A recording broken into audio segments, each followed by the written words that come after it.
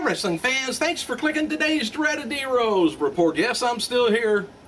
Well, I've been busy still trying to get that place finished up on moving the store. So I got some time. I wanted to get on here and fill you in on some updated stuff on the Survivor Series from last night and some other things. By the way, Matt Hardy posted a video on Monday. It was updating his fans on his health status following a health trauma that he sustained at Saturday night's Extreme Rising internet pay-per-view. Here's what happened, kind of. Hardy says he was pushed off the top rope during the main event match against Shane Douglas. Well, anyway, he lost control of his body, which is probably nothing new for him. And he hit his head on the unpadded area of the floor. Hardy said he was unconscious for about 10 to 15 minutes, which is probably nothing out of the ordinary for him or me either. And anyway, he begun convulsing, I guess, while he tried to speak and threw up like 3 times, including on his girlfriend, Reby Sky, which I'm sure she appreciated that. But anyway, lucky for him, doctor found no sign of long-term concussion effects, so it should make a full recovery, unlike me. Anyway, there's a video portion on that, him falling off that. Not very good. It's not the televised thing. It was just a handheld camera, I think.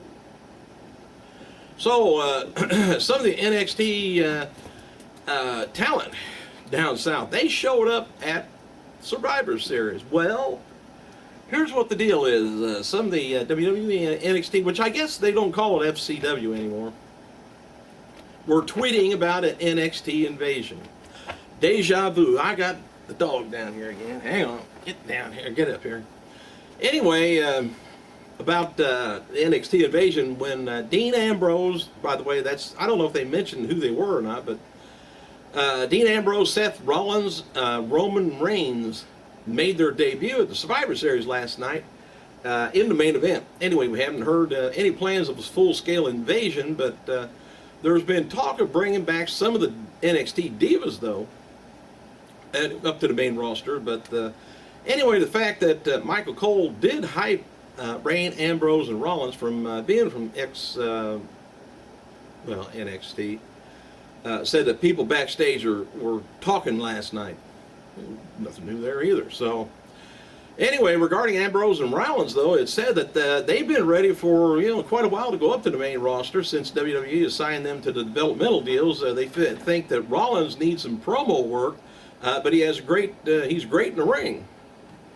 So we still don't know, because there was 3-on-1. They just beat the crap out of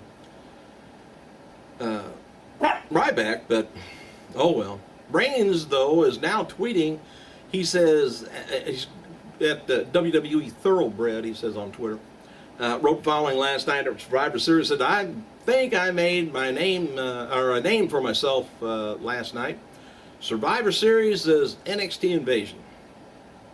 Anyway, the NXT thing went over real well the first time around. We'll see how it goes this time, if they're going to do the same thing. Oh, by the way, highest numbers of viewers for WWE Survivor Series pre-show on YouTube with 3MB taking on Morella and Ryder was 3,388. That's way down from other YouTube shows that WWE's done. And Sheamus, by the way, gets a superstar spotlight on WWE website today. And the NXT Invasion storyline with Ambrose, Reigns, and Rollins from Survivor Series, apparently they arrived, believe it or not, in an armored truck. Matt Stryker tweeted, he said, well, maybe it was an armored car.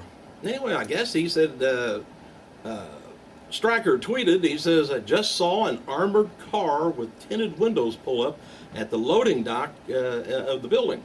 Lots of security around. Something's up, something's weird, he says. So that's probably that's all he knew at the time. And it's interesting that WWE profiled Reigns on their website late last night and did not mention his wrestling history, though. That's kind of odd. Reigns is the son. Now take note of this. You too. Yeah. Take note of this, that he's the cousin of The Rock. Quit trying to read this. He's also son of Hall of Famer Sika and brother to Matt Anoa'i, or Rosie. So he's got a lot of family background in there, and boy, that family must be just tremendous size.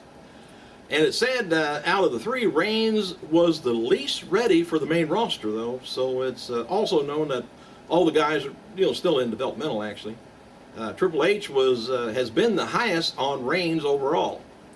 And WWE shop website's now selling John Cena's new Never Give Up t-shirt, hat, headband, wristband, and pennants.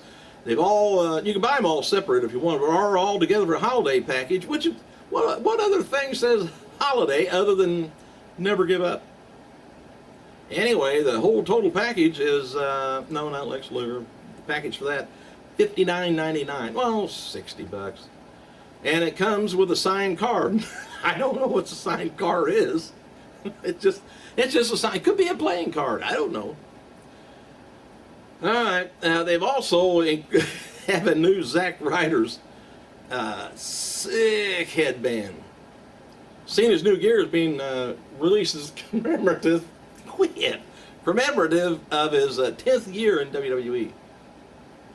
Randy Orton going for the punt kick last night in Team Foley versus Team Ziggler match at Survivor Series last night was a part of the build to his upcoming heel turn.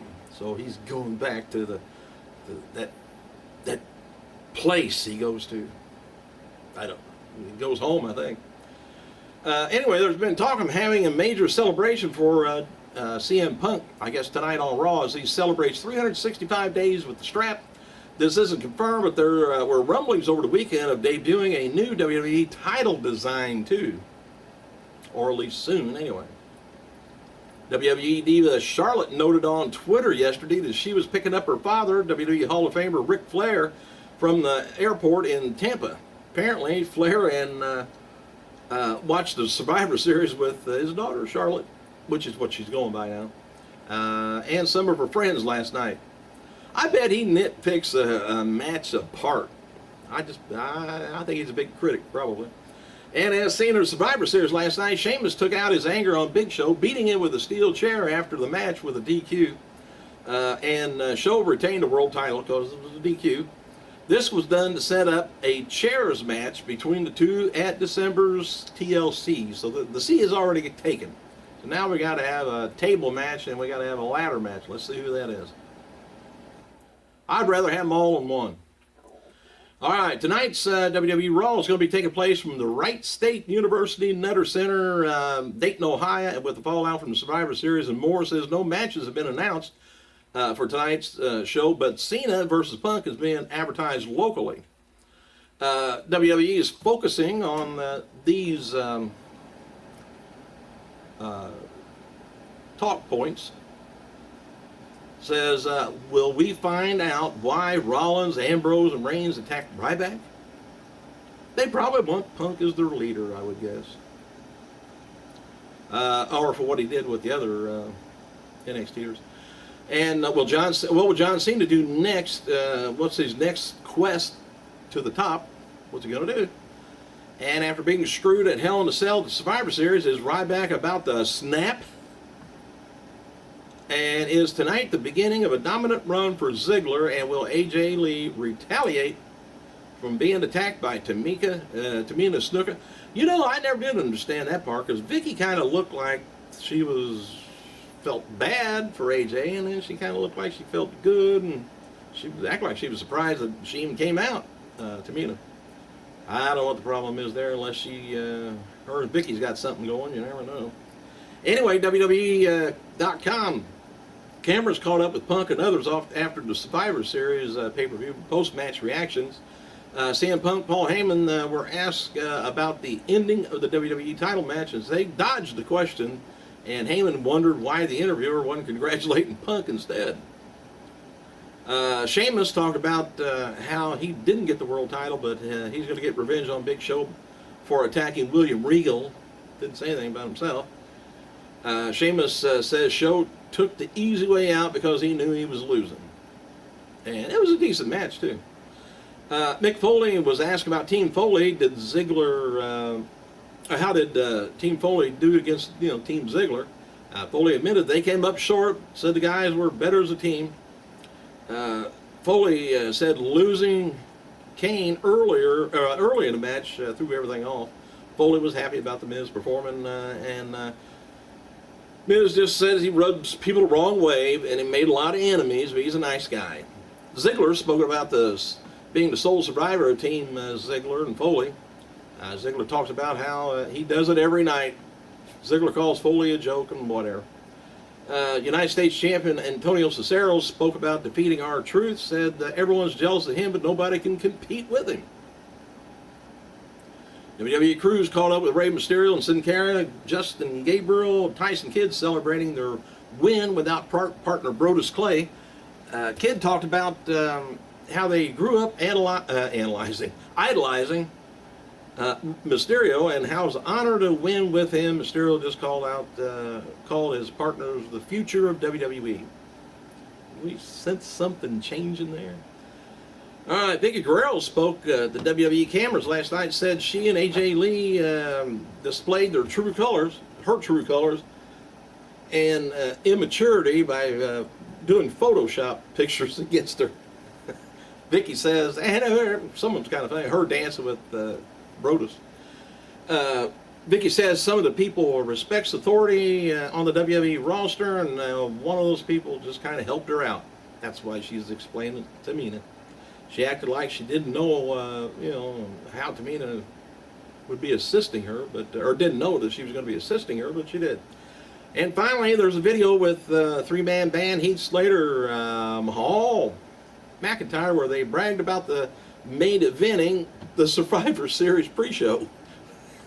That's kind of funny. Main eventing the pre-show. They're the only one on it. Cody Rhodes underwent an MRI on his shoulder, and several concussion tests, I guess, on Thursday, and of course he didn't work the show. By the way, Paramount Pictures revealed today that production on the new Hercules movie starring The Rock will begin early in 2013, and press release mentioned several upcoming movies for The Rock, but did not mention WrestleMania 29. And damn it. All right. The Miz was sitting courtside at Saturday, I guess it was Saturday nights, I guess, Pacer game against Dallas Mavericks. He signed autographs for fans at the fourth game. And former Beth Phoenix, she's still Beth Phoenix, I think, but former diva Beth Phoenix says she's enjoying retirement. She tweeted this evening, she said, "I was a fan on a mission to live my dream. I did my best with all my heart, and now I'm just enjoying home." And Edge. Thanks for clicking, you guys. I gotta go.